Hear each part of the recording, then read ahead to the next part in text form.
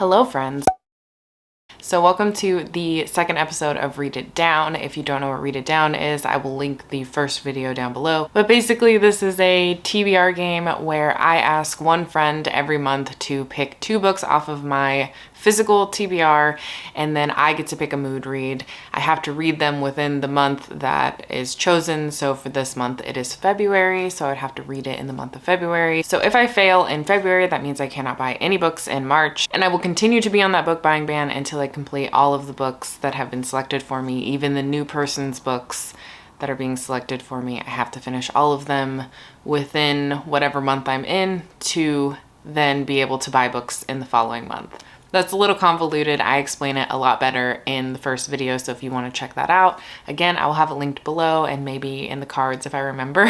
But this month, you will probably already have seen from the thumbnail, Rachel from Let Me in the Library is going to be picking my 2 books. Rachel is one of my best friends on this little platform, and I think this is going to be really fun because I can guess kind of what I think she's gonna make me read. But the reason I think this is going to be fun is because I do kind of know Rachel's reading taste, and I know a lot of the books that she hates, and I know a lot of the books that she loves. So I'm interested to see if she goes the route of picking books that she loves, or if she will go the route of picking books that she thinks I will love, because Rachel and I's taste is very hit or miss. It depends on the genre, but it's very hit or miss. Like sci-fi, I feel like we are very different in sci-fi because I'm still trying to learn what I love in sci-fi, and I think she just naturally gravitates towards sci-fi and gives it higher ratings than I do. Whereas in fantasy, we have pretty similar tastes, I feel,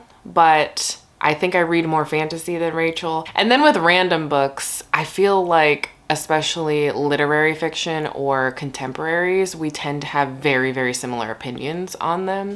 So I think this will be interesting because I'm not sure which route she's gonna go in terms of picking books for me. But if we go the route of she's picking books that I think she loves, I 100% think Priory of the Orange Tree is going to be on here, which I am scared. So I'm really nervous because I know Rachel loves Priory of the Orange Tree. And then my last thought is that she's gonna pick Annihilation by Jeff Vandermeer because she loves that series. At least she loves the first book. Those are my guesses for what she would pick based off what she loves. I don't really know what she would pick for me if like she was only picking books that she thought I would love, because I just don't think that's gonna happen. So let's see what Rachel picked for me. Hey Steph, thanks so much for asking me to be a part of your Read Down series.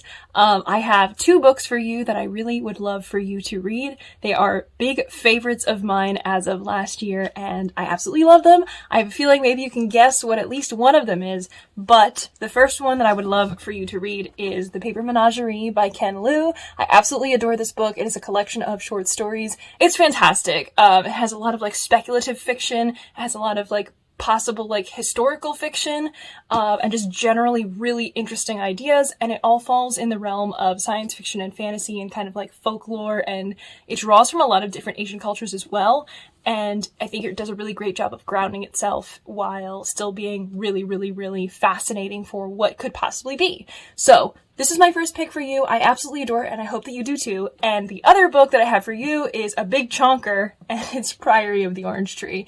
I know, I'm sorry, but I love this book. It's about 800 something pages, and it's worth every single page. I loved it so much. Obviously, this is like a book that really scared me for a long time, so I understand the fear, but it's really good. It's really worth it. It is a sapphic fantasy with pirates and secrecy and spies and family drama, and there's a queendom. There are dragons that are starting to awaken in the east, and there's so much stuff going on here, and it's really exciting, and I really loved it. So I really hope that you do too. These are my 2 picks for you. I really hope that you love them. Thanks so much for asking me to be a part of this. Assuming that, you know, you don't hate either of these, I hope that these are fun for you. And yeah, that's it. All right, love you. Bye.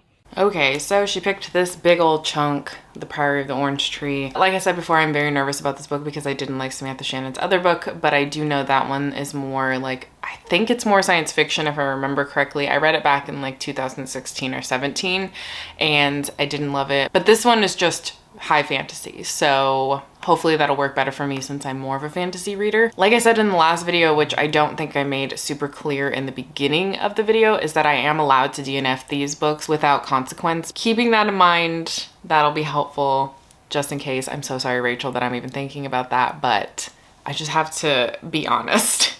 I have to live my truth. But I am really excited for the Paper Menageries because I do want to read The Grace of Kings, but I kept telling myself that I wanted to read the short story collection before I ever read that book. And I think that maybe I'll try to read The Grace of Kings soon, maybe next month, maybe right after I read this. But I am nervous because short story collections, I tend to never finish them. I don't know why I'm like that. I think it's because I like to get immersed into one singular story, and it's hard for me to do that in short story collections. I think Tammy loves this too. I know Ken Liu is like one of her favorite authors, and the Grace of Kings series is one of her favorite series of all time. So I'm really excited, but I think I'm gonna pick up Priory of the Orange Tree first. Hello, this angle might look familiar because I'm in the middle of doing a reading challenge where I'm trying to read an hour a day. But this morning I was realizing that I wasn't really wanting to read anything that I had picked for this week so far. And I'm starting to feel myself go into a little bit of a reading slump. So I decided that I was gonna pick the book that I'm gonna read for this Read It Down vlog.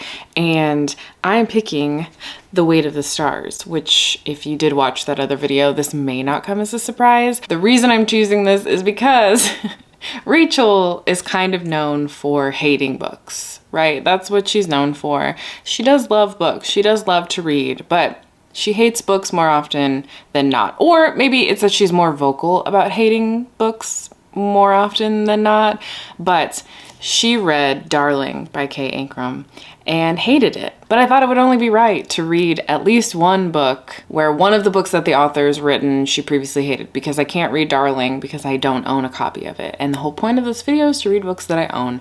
There are other books that I have that Rachel's hated, but I just want to read this one. So this is what we're going with. Rachel hated Darling by Kay Ancrum, so I'm gonna read The Weight of the Stars, and you probably already know how I feel about it if you've watched the other video.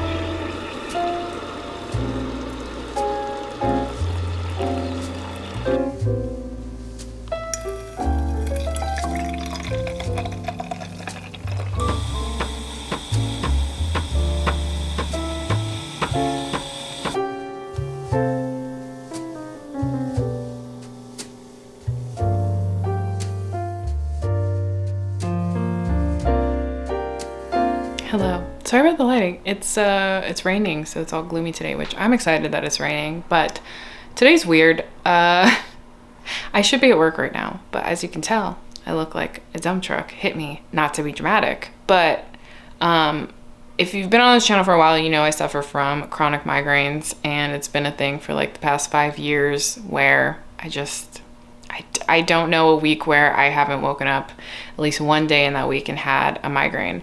So this morning was that day. I woke up with a really bad migraine. But the weird thing that happens with it is I get these fevers with them.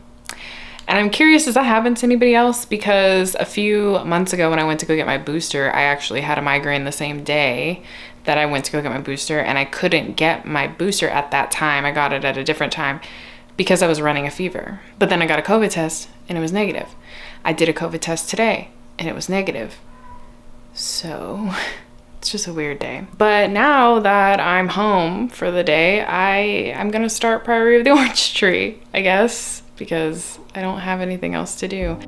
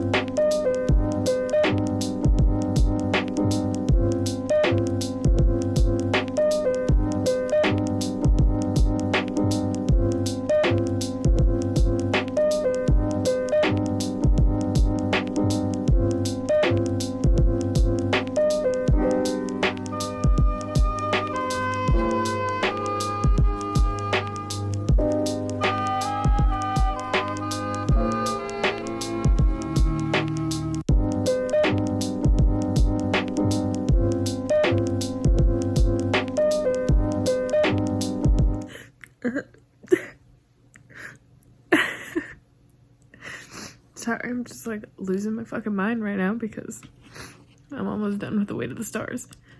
I don't even know why I decided to update right now, except that I just need to stop crying.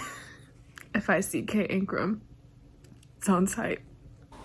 It came today. Literally Dead Book Club. If it wasn't very apparent from my everyday attire at home, I love sweatshirts. So I finished The Weight of the Stars the other night and I was just crying for forever. I think the last book that I stopped at the ending of was Jade Legacy, which that was last year sometime. I don't even know what to say about this book. So like, it's about a friendship group for the most part, and one of the friends is newer to this town, this really small town, and a teacher asks the main character, Ryan Bird, to kind of look after her and become her friend, because Ryan has a tendency to become friends with and collect people who are broken, kind of like her, and they have these really, really special relationships. The core of this book is literally about relationships, friendships, like grief, getting through grief, and like how you lean on other people. I did pick up this book thinking that it was set in space, especially because the cover kind of makes you think that, but now knowing the premise of this book and knowing where it goes, like the cover actually makes a lot more sense to me than in the beginning when I was reading it and realizing that it's set on Earth. But Alexandria, who's the person that Ryan Bird is asked to become friends with, her mother is in space, and Alexandria has spent years trying to catch radio signals from her mother, and so she sits on her roof every night and tries to catch something from her mother. There's also a really tender sapphic relationship in here that's slow burn. I just really, really loved this. It hit me unexpectedly. I devoured this in like a day and a half. I didn't even give you updates about this book because I couldn't stop reading it. And so I feel like these characters are gonna stick with me for a very long time. And this is definitely a book that I wanna reread again, probably many times. I do wanna read The Wicker King. Also, somebody in their review of The Weight of the Stars said that the two characters in The Wicker King make an appearance in The Weight of the Stars, and I feel as if I completely missed that because I looked up the characters' names from The Wicker King and I was like, I don't remember them. Okay, Shauna Maguire actually has a blurb on the back of this, and this one sentence is exactly how I feel. The Weight of the Stars is one of the most gentle, gracious, and overall kind books that I have read all year. That perfectly encapsulates this book. I would say that I want to recommend this to Rachel because she hated Darling so much, and that I would want to recommend this to redeem Kay Ingram for her, but I am very nervous that she'll hate this book, and I don't know if my heart can take it. So Rachel, please don't read this, actually. Don't forget I read it. Just delete this clip from your brain. Baby, I think I'm finally starting to get you. She told me through her teeth and her perfume, I never wanna see you again. But in the morning, she's pulling off her clothes in the bathroom. I'm standing in the hall, I'll be gone soon. Who did I think I was?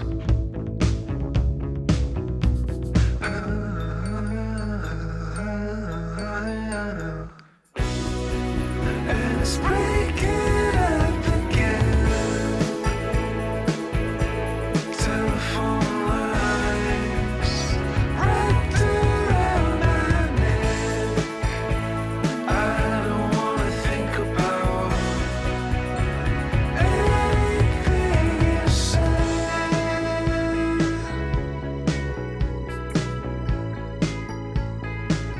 And now you're living in the south side, staring at the cars as they pass by. You're drinking up the smoke if you're too high. You're never gonna come back down. Hello. I just got home from seeing my family. I did read like a tiny bit when I was there, but barely anything. But I read on the plane, and I think I'm a quarter of the way through Priory of the Orange Tree. It's starting to get more interesting for me. I don't remember if I did an initial clip explaining how I was feeling about it, but I wasn't like really feeling it in the beginning. It was on the verge of being a DNF. It's getting more interesting now, but I'm still not like fully invested in this story, and I'm not sure if it's me. My reading has been really weird, especially this month, but the end of last month and this month, I've been feeling myself kind of going into reading slumps, so I'm trying not to force myself to read things, but obviously I have to force myself to read these books, so I don't know if that's my problem or if I'm really just not like vibing with this book. But like I said, it is getting better now that I'm like a quarter of the way in and I'm piecing things together better. I'm a little more attached to the characters, and I am a little more intrigued by the plot lines with these characters that you're following, because you're following like the East and the West, and they don't really like each other for mainly religious reasons. And I think that is super interesting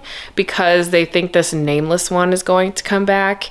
And it's like, if people believe in this nameless one or kind of worship to this nameless one and these dragons, or they also call them worms, to the Easterners, it looks like they're kind of giving up religion, kind of going to the dark side, I guess. I think that's interesting. I do tend to like religious themes in books, but sometimes it makes me a little bit uncomfortable. It really depends. And I do think it works in this book because it's really built on that idea. Like the politics are really built into the idea of what people...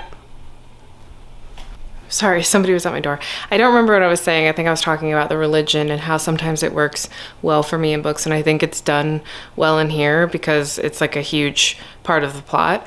But I'm still not super invested in the story, which is where I was getting at with this whole update. I just have an easy time putting this book down and not thinking about it. So that's usually not a good sign for me as a reader. But yeah, that is all that I read on my trip. And hopefully I do have another day off tomorrow to recuperate because I am so tired and I don't really feel great. Not COVID related at all. It's uterus related. So yeah, I don't really feel that great right now. So I kind of just want to eat, shower, and go to bed. But we will see if I end up reading before bed tonight or not. I doubt it. It's March 2nd. I've failed this challenge to read it within February, so I can't buy any books in March. But I do have an update, and I'm so sorry, Rachel. I'm DNFing this. I am pretty far into it. I'm 494 pages, and you know, I technically only have like 200 and something pages left, but I can't do it anymore. This book has put me in a really bad slump the entirety of February. I mean, for a long time I didn't even want to start it. At one point I started it and put it down, and then I finally started it so that I could hopefully finish it by the end of February, and I just dreaded picking it up. It's not a bad book, and I think this is partially on me for even buying this book. I read the first book in Samantha Shannon's other series, The Bone Seasons, and I did not like that book. I also didn't know that you had to read a novella, like a prequel novella, to really get a better understanding and grasp of the world within The Bone Seasons before picking up that book. And I hated that book. I think at the time of like rating it, I gave it 3 stars, but over time I've realized how much I didn't like the book as a whole, and like I'll never pick up the rest of the series. It was much easier to understand what was going on in here. I did like get confused at times when we were switching between places because it sounds very similar. Everything sounds similar. Obviously there's indicators at the beginning of each chapter that says like south, west, east, and that gives you a good insight into which perspective you're reading from, and obviously like character names, but somehow I still like, it would take me a minute to realize where we were at in this world. And the thing is, there's a lot of really interesting things happening in here. There are things that were keeping my interest, which is how I made it so far into the book, because I really do love Ede's plotline, and luckily for the majority of this book, their perspective is the primary perspective. Although you're following 5 separate characters in different regions, she is the main focus of the story. There are things that I really like. I think this is really slow for being a standalone, and I normally don't mind slow fantasy. As a matter of fact, I tend to really like slow fantasy, but my number one problem is characters. I don't care about any of these characters except for Ede. And I kind of like Sabran, which is also in Ede's perspective. So like, that's the only reason I was really interested in that perspective, were those 2 characters. But the other characters, I just don't care about them. And if you know me, you know I'm a character-driven reader, so it's been really hard for me to connect to this story. This is a really good lesson for me that as a reader, I am not carried by plot. Like, a plot can't carry me through a book all the time. I don't know. This is a slow book. I didn't really love any of the characters in here except for Ede's perspective and Sabran. And I do think like it could possibly work for me at a different point in time, but right now it's putting me in such a bad reading slump that I can't finish it. This is one of those situations where this is not like a hard DNF for me. This is I possibly will come back to this at a different point in time when I'm really in the mood for something like this. And I would explain to you what this book is about, but I'm not going to do a good job of it. I don't know. I hesitate to say this because I have said in the past that I wish I had more standalone fantasies, but the way that this is set up, the way that this is such a slow burn, I do wish that this was a series, because I kind of think that this book would have benefited from having more than one book, like maybe being a trilogy or something. I think it would have benefited from all of the world building that Samantha Shannon is trying to do in this book. And yeah, I just think it would have benefited possibly from being like a trilogy, even a duology maybe. But anyway, this is not a hard DNF. I'm so sorry, Rachel. This isn't a hard DNF. Hopefully sometime this year I'll come back to it and try again. But for now, if I have to keep reading this, I will never read again. Thank you for your time. Staring at the sea and what was left of me.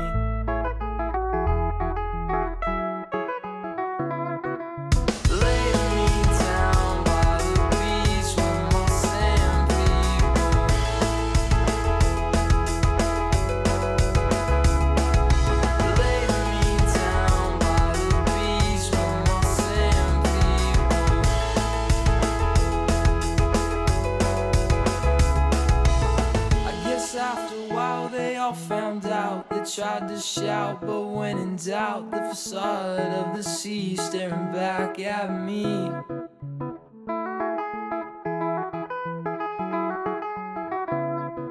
Hello. I'm updating because I am reading the Paper Menageries. I started this, I think I read the first story a while ago, and now I've been focusing on this one solely, so I am 112 pages into it, and I'm really liking it. I think the first story I thought was fine, and ever since then, every story has been like a 4 or 5 stars. Rachel was not kidding when she said that this collection of stories is like a bunch of different genres. There's science fiction, there's some historical fiction.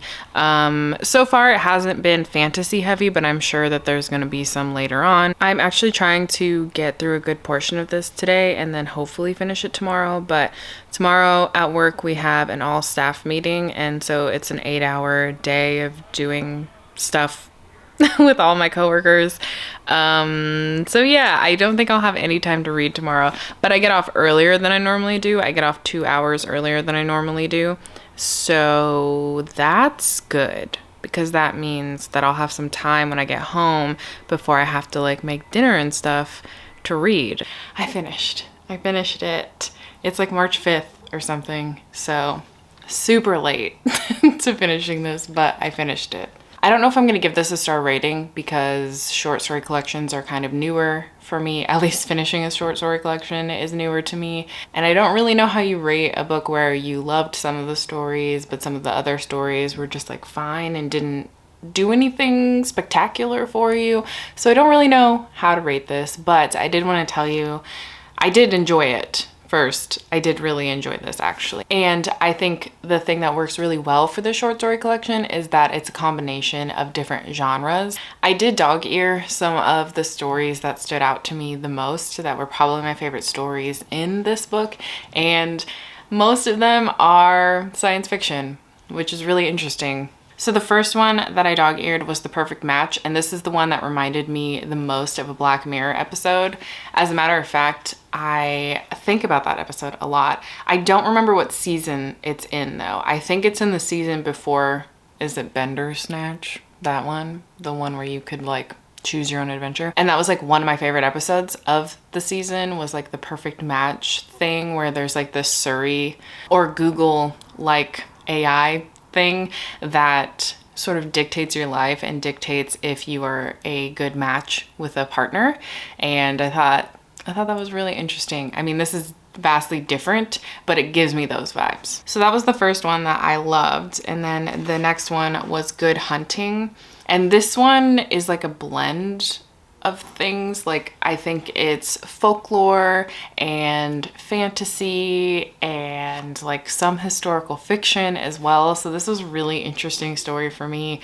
It's unlike anything that I've read, so I really enjoyed it. And I feel like I would want a full-length novel about this story for some reason. It just seems like it would be a really good full-length novel or a novella. Whatever you want to do, Ken. Whatever you want to do. And then the next one, which I think I've heard quite a few people who've read this is the one that gets them, and this one fucked me up. It's the Paper Menagerie. It's what this is named after. This one is so sad because it's just about identity, and like in youth, when you start to hate your identity because of Western standards, if you don't fit those Western standards, like this short story really encompassed that, and this messed me up. I was actually crying at this one.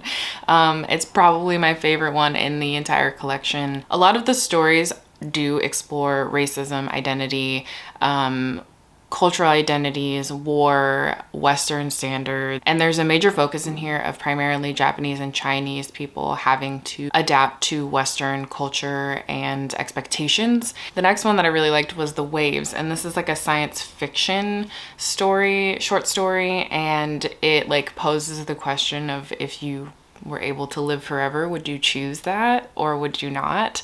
And I thought this was really interesting, like a moral dilemma that you would face if we ever got to the point in science where people could live forever. I thought this was such a good story about that. I've seen this type of story done in many different ways, but this has been my favorite that I've read so far. And then my last favorite one was The Litigation Master and the Monkey King. I just really liked this story. It plays into folklore and history, and I just really, really liked this one. And honestly, the last story, okay, I hesitate to say that I liked the last story because it was really, really hard to read. The Man Who Ended History, a documentary.